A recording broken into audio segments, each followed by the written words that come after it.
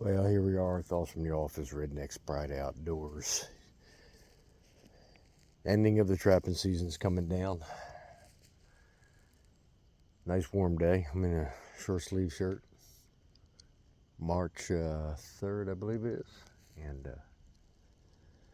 it'll be warm all this week. Season ends on the 15th, so we got a few more days, but a lot of guys are done. Raccoons are starting to rub out and all, but from January right up till now, the habits have been the same on the raccoons. And as I'm looking here, a lot of folks are in their fall spots wondering why they're not catching any raccoons, and it's because the raccoons aren't in fall spots. See, here's where they are. Right here. Right here. We got a couple different raccoons running through here on this track here. See them? Do all the tracks? So this isn't to the old time guys, you know what I'm talking about, but this is to the new folks that's trapping. You're wondering what the heck happened. You was catching all these raccoons early in the season, November into December, freeze up came, things kind of shut down a little bit. But then you're wondering, where the heck are they all at? Well, right here. I don't know if you can see it or not. The sun's messing you up a little bit, but right there is your coon trail. It's also your gray fox trail for your snares and cable restraints. Sorry about the sun, but they're going to run these roads. I call it fox trapping coon, and that trail right there leads into a big old swamp right down in there. Sorry about the sun again. But when they're coming in through here, when you're walking around, you're looking at these roads. These are the spots that these big old boar coon and those big sows are running. They're not running through these stream banks anymore. They're running down these roads. There's another trail right there. You probably can't see it, but it's going right down through there. Another place for your cable restraints. This time of year, your cage straps are good. And if this is private property, if you got private property, it looks like this with this woods road that comes down through here. Such a, I thought that was another one. It's not. Okay, but they got a lot of trails through here. They're just running these roads. They're just running the roads. They're trying to get from point A to point B. Breeding's just about done now. If you've done any opening up of your females, you're seeing little pups in them. They're real small. Your breeding's done. But, you get into spots like this, like I said, you can't see it because of the sun. I apologize for that. That's a really nice trail right there.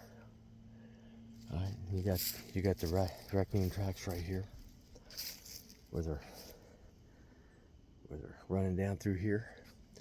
Now, foothold trap, guys, you would be along this for your fox and your coyotes, all right? But when you're going after raccoons, it's the same thing. Put your DPs anywhere along in here, Mindset would be up around that stream right there. Or not stream, I'm sorry. Mud puddle. Right there. Both high sides. If it's private ground, you don't have to worry about your dog proofs getting stolen. Or your cages. You can put a cage strap right up on that high side right there. Now, what I would do is I would take the cage strap and I would make it so the opening, I'd probably put it right about here, right about there, so I could have the trap going this way and the opening be right there. That's where the opening would be. Dog proof, I'd put a dog proof probably. I'd probably put a dog proof right there just because it's easy. And I'd probably put another dog proof right there. Why would I use the mud puddle? Because I know he may go right through the middle of it, but I don't see any tracks of it. I know they're running, so they're probably going to skirt both sides. And if I dug it in, then might even have a gray fox or a small red fox in there too. So as you're coming up the road, I would have maybe 2 DPs or a cage trap, or maybe even 2 cage traps there. You know, up here you're going to be tempted to set on the tracks, and you could. There'd be nothing wrong with that, except for you got a wide open road there. You know, too hard to get him conditioned into one spot. You see that he's working right here. Put the dog proof right here. Just put it off the side of the road, just a little bit. And I would dig it in if it's public, or if there's people coming in. I would just dig it in right there. Nobody'd even see it. All right. Put your snare on that one, or you can put a dog proof right here, right there. You know, we talk about people pulling coon and trailing coon in, and I do. There's times I've done it 20, 30, 40 feet. I've seen raccoons pick up a smell of something, food, french fries or whatever, and run across the parking lot. But you know what? What I find is these raccoons here, when they're running these roads, they're tunnel visioned. They're running down these roads, and they're not really looking. And I mean, unless something catches their eye, or unless, you know, if they're hungry. And this time of year, are they hungry? Nah, probably not. Probably not. Especially, you know, when I talk to people and they say, yeah, well, they're hungry. And I say, well, what time are they coming to your set? There's another trail right there.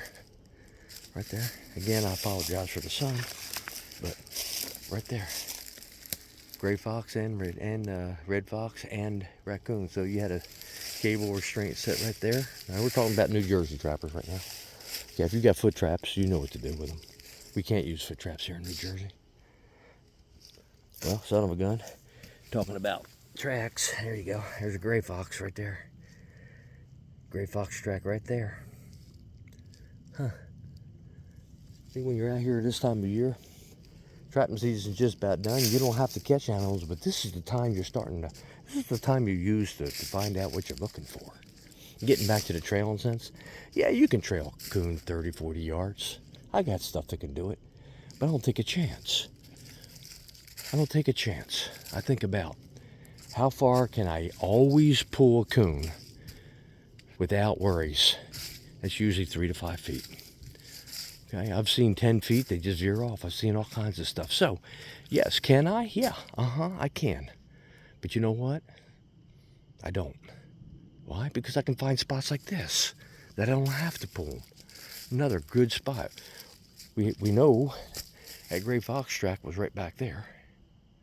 Okay? We know the raccoon tracks is back up in there just a little bit. We know they're still running here. They're just not picking up the tracks.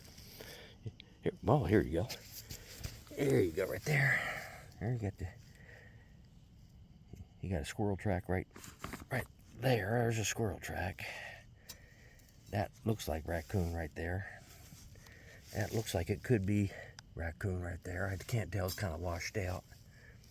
But we know what happened there. We know that the gray fox is going to run right up on that edge. And we know the gray fox is going to run right there. We could probably find a track or two if he's on this side here. I don't know if we can or not.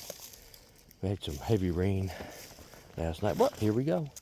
All right, here's a perfect situation. Now I'm just coming in here clean. But right there's your gray. Right there's your raccoon. All right, so right there's some other marks. Right there's where my shovel done into the ground. so don't think about that. We come up here.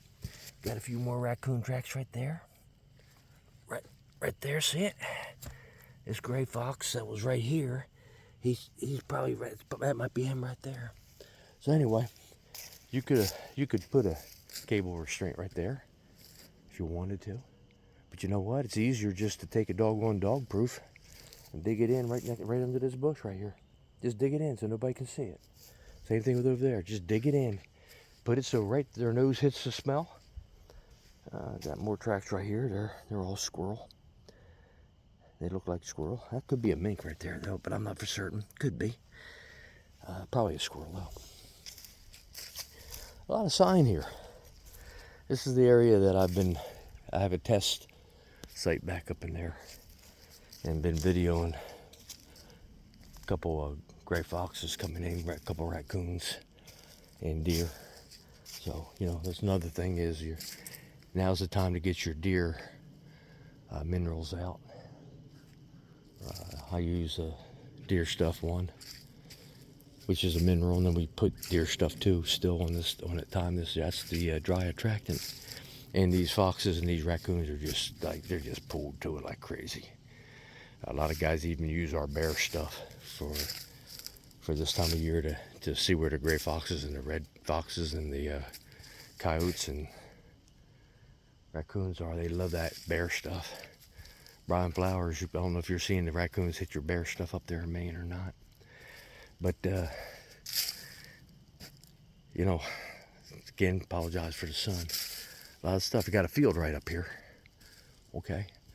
So these animals are just as lazy as I am. And if they want to go off into there, then they're going to veer off anywhere they want. But most of them, they're going to go right up to this field and run that edge down that way, or they'll just continue right on out, and there's a big old tower line down about another quarter of a mile. They may run into that. Days like today, I just love being out here. I ain't trying to do nothing other than learn. That's a sign of old age, I guess. I'd rather learn than catch. If I catch, I gotta work. If I just learn, I don't have to. Then I can tell you about it, right? Well, just some thoughts from the office. I don't know if it's going to be of any interest to you. You old timers, it won't be. You already know all this stuff. But you youngsters, you new trappers, all right? And I'm not talking about age here. I'm talking about if you just got it, you could be 55 years old and you just started trapping last year. You're a youngster. Yeah, you're a greenhorn. Nothing wrong with that. All right, here we are. I'm just going to stop it here. Beautiful day out here. I don't know how anybody can say God didn't create all this. This just happened from a burp, I guess, some people think. I choose to believe God created this. Well, I'll see you all later. Thoughts from the office, Redneck's Pride Outdoors.